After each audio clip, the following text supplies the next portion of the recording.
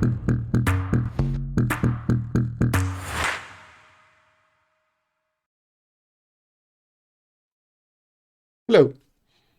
and welcome to part 5 of Senior Developer in 24 Hours. My name is Andres, and in this video we're going to be talking about the application architecture. All right, so you've decided to build an application from the ground up.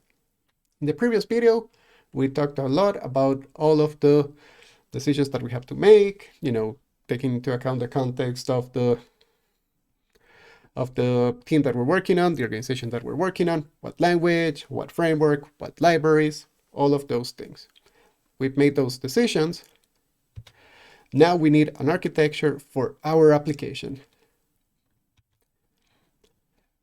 And in general, the basic architecture that I recommend for any request response application is based on 3 layers.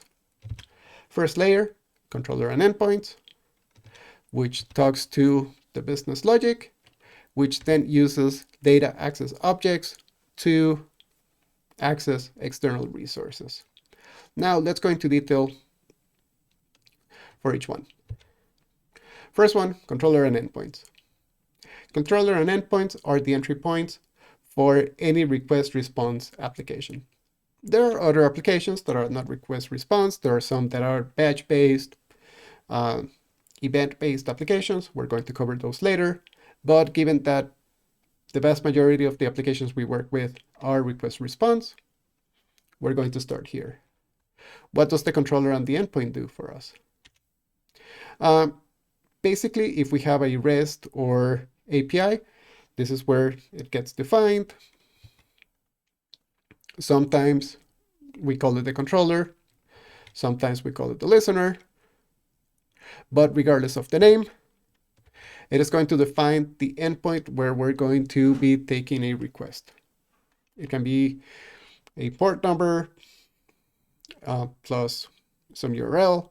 We could also have things like URL parameters that we're going to extract from that URL. All of those things, the controller and the endpoint will help us do. Obviously, it's going to receive the request. It's going to receive the request from the user, and maybe it will do some basic formatting or translation. Things like unmarshalling XML or JSON, things like that. It might translate from a public object model into a private object model, but things that are very simple, very light. Once we do that, we call the corresponding business logic, where we have the bulk of our complexity, the bulk of our business logic again. And finally, once we get the response from the business logic, we're going to send a response back to the user. Now, let's talk about the business logic. Complicated algorithms should live here. And again, this should be a different package. They should be segregated somehow from the endpoints, from the controllers, to make sure that we have proper separation and that, concerns do not bleed over from one to the other. Because we have very complicated algorithms here, it should allow for very easy mocking. And it shouldn't be concerned with the I/O. It shouldn't be concerned with how we receive the request or how we call things like databases and other downstream services that we might use. We want to abstract those things, again, to make it easier to mock, to make it easier to test. But of course, at the end of the day, our application will likely have to be somehow concerned with I/O. And for that, we can use data access objects that basically provide a very thin layer to access things like databases, maybe send messages, send messages to some async mechanism, Kafka pops up, things like that. Maybe send emails, maybe, well, basically anything that is our application talking to services outside. And again, we want to have a very thin layer. The thinner, the better, because testing all of these things will require us to talk to external services, which we'll either have to use a real instance or have some kind of emulator, things like that, which moves us from regular unit tests to integration tests, which are a lot harder to write, a lot harder to maintain, a lot slower to run. So again, we abstract them into its own little package. Of course, we know we're going to have different, we're going to have some other components that we're going to have to take into account. We have the domain model, which are the data classes that we're going to use. Again, it could be an external domain model that we share with our customers. It could be an internal domain model that we use to process data within our application. There can also be utility classes where we put everything that, functionality that gets reused across the system. And finally, we have cross-cutting concerns. And we're going to go into a lot more detail about the domain model and cross-cutting concerns. So for now, let's talk about the domain model. And it's basically the representation of the entities and the relationships between them. We were talking about data access objects. For the purpose of these videos, data access objects are the objects that we use to talk to the database. The domain model are the representation of the different entities that we use internally and potentially could come and go from the database. In theory, it incorporates both behavior and data, but nowadays, what you're going to run into is that most behavior is extracted to the business layer. Why? Because it makes things a lot easier to build and maintain and test.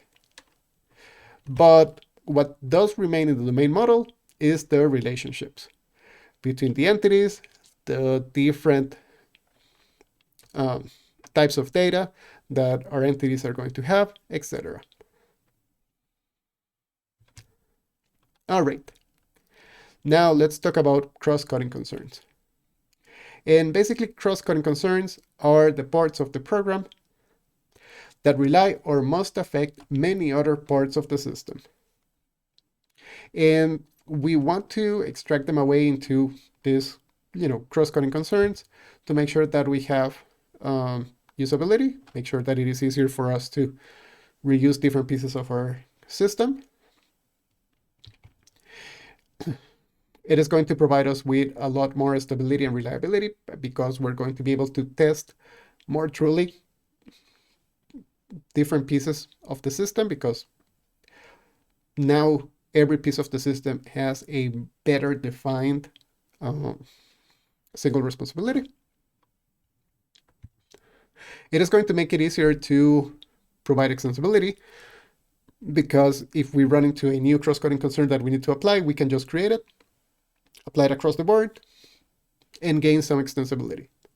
If we need to add more functionality to the application, we can add this functionality without having to worry about re-implementing those cross-cutting concerns, because we have already implemented them in a way that is reusable.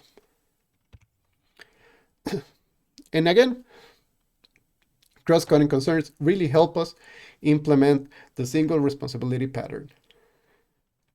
And overall, all of this comes together into other principles, such as solid, which is that every object should have a single responsibility. The open-close principle, open for extension, but close for modification. The list substitution principle, functions that use classes must be able to use objects of derived classes without knowing it. The interface segregation principle, clients should not be forced to depend upon interfaces that they do not use. And dependency inversion principle, we want to depend upon abstractions, not concrete instances. And finally, DRY, don't repeat yourself.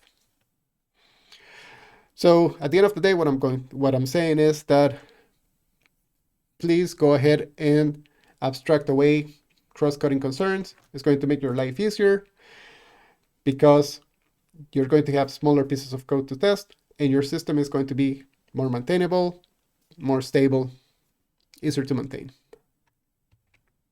All right. So in particular, what parts of the program can we consider when we're talking about cross-cutting concerns? So, for example, logging. Um, we want to log information about the behavior of our application and important events that are going to help us with debugging, monitoring, analysis, things like that. Security. Basically, most backend applications, if not all, need to have some kind of security to ensure that we have confidentiality, make sure that we are not leaking data, make sure that we maintain the integrity of the data. So we have to implement authentication, authorization, encryption mechanisms, all of those things. Caching. Caching is maybe a double-edged sword. A lot of times it is easier to improve the performance. If used correctly, it can help improve the reliability of the system, but it also adds an extra layer of complexity. Error handling. Every application needs to have some kind of error handling.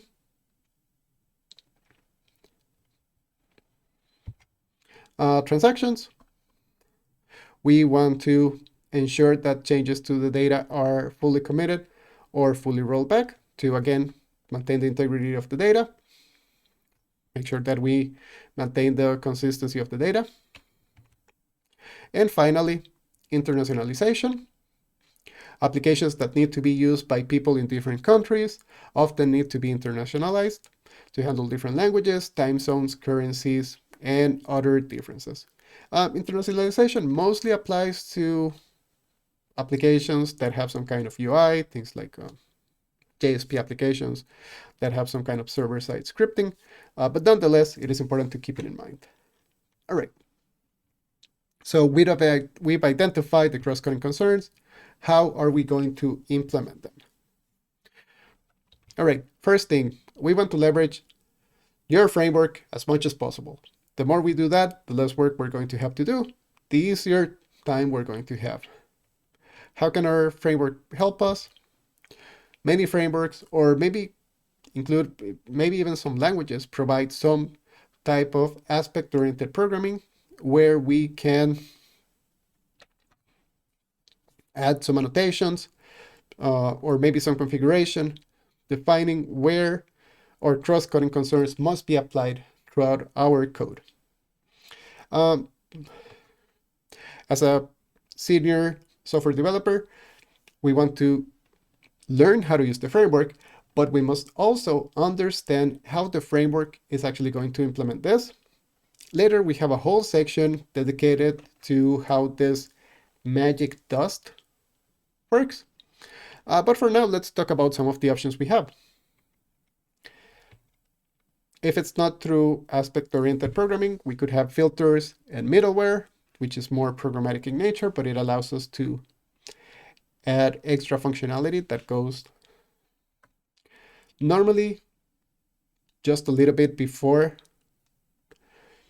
the endpoints and controllers layer. But again, it is a centralized place where we can implement all of the cross-cutting concerns that we have decided have to be applied at the very beginning. There's also annotations. For the most part, annotations are only metadata, but if you're using the right annotations, your framework is going to help you do a lot of the things that we've been talking about. And again, we're going to go into a lot more detail regarding how annotations work in later sections. Sometimes we don't even have to do anything at all. We can just rely on convention over configuration. There are some disadvantages to the convention over configuration approach. For example, it is harder to understand if you don't know the framework, and it often conflicts with other software design principles, such as explicit is better than implicit. But then, as a senior software developer, it is your responsibility to figure out where are you going to draw the line in convention over configuration, as opposed to more explicit approaches. And finally, we want to extract as much configuration as we can from the business logic to make sure that we can make changes to either the cross-cutting concerns or the business logic without breaking one or the other.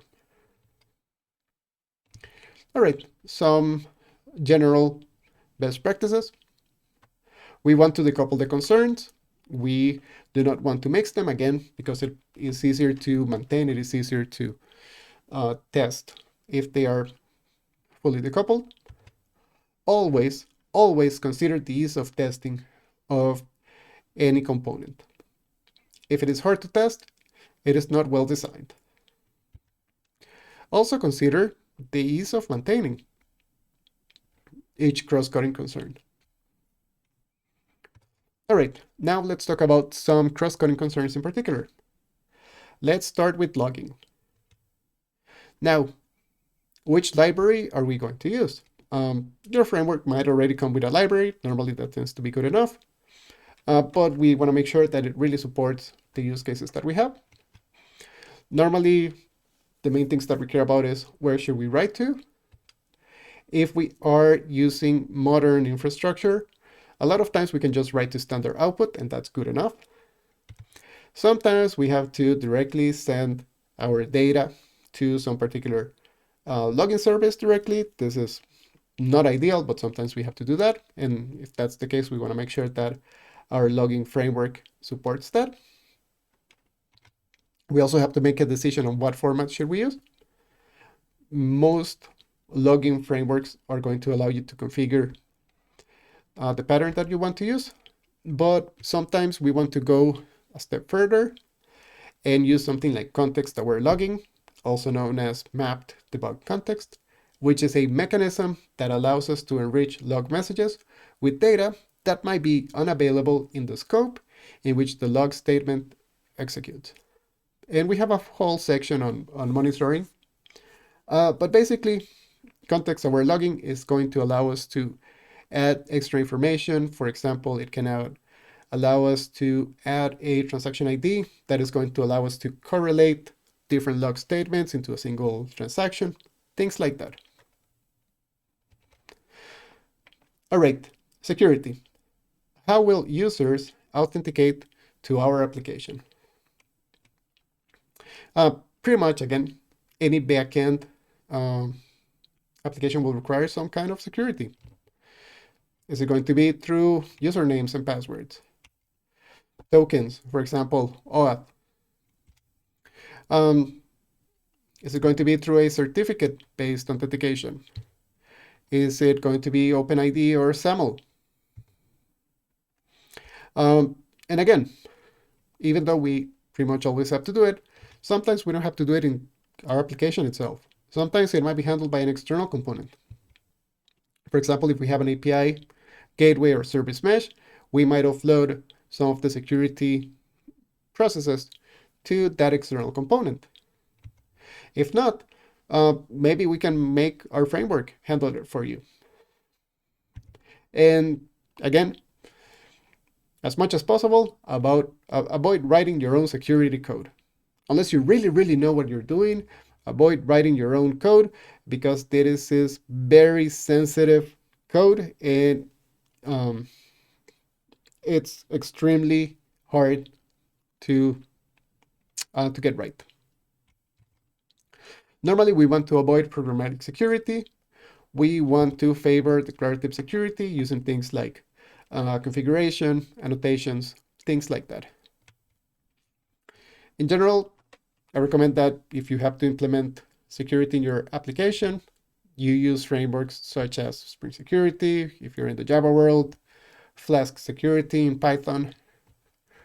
In Express and Node.js, this is done with filters and middleware. There are some filters and middleware out there that you can leverage to do different kinds of authentication and authorization, and so on. So try to understand what your framework provides and leverage that. Where should we enforce security?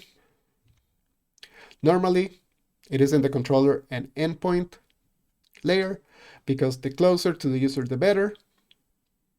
So if we can get the framework to implement this, we're basically creating a layer on top of the controller and endpoint, a layer that is closer to the user, and that is the best place to do this.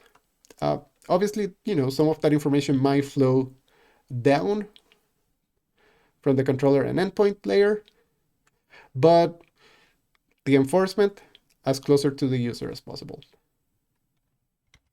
All right, now let's talk about caching. Now, do we need a cache? Why might we need a cache? For example, we might need a cache to improve performance. Also, we might need a cache to improve reliability. If our system depends on other systems that are not as reliable as we want them to be, sometimes inserting a cache in the middle can give us a little bit of buffer to achieve the reliability that we need. Regardless of why you're doing this, keep in mind that there are only two hard things in computer science: cache invalidation and naming things. All right. So do we need a shared cache because we're going to have multiple instances of our application running? If that is the case, how is this going to affect reliability? Because now the cache is a single point of failure. Are we going to be able to handle that extra reliability dependency? How will this affect manageability? Again, if we're talking about an external system, we have something else to manage. Do we really want to deal with that? If we're talking about a per instance cache, again, this will be a cache that is running in each instance of your application. How will this affect scalability? Can we run more than one instance of our application at once? How will we handle invalidation?